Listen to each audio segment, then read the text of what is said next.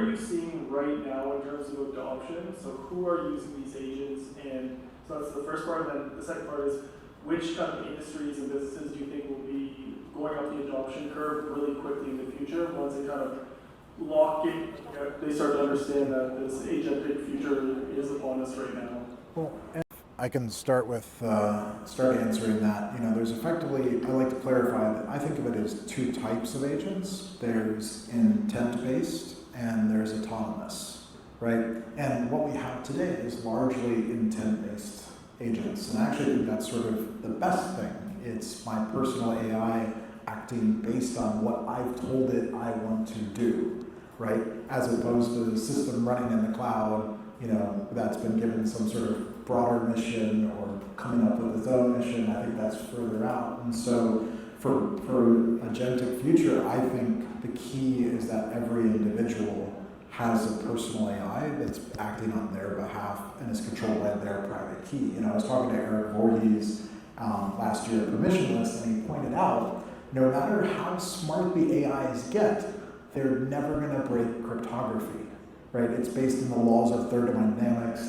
There's not enough compute in the universe to break cryptography. And so Web3 identity and Web3 credential in a wallet is a great way to center that in the human context, right? And that's really what I want, is humans at the center of AI. So anyway, that's my rant about agentic, intent versus autonomous. At least right now the biggest use case of AI agents that I'm seeing is in business development, different toolings of how to make your work life easier, how to create content, because that's the main idea behind AI agents, is that individuality, imaginative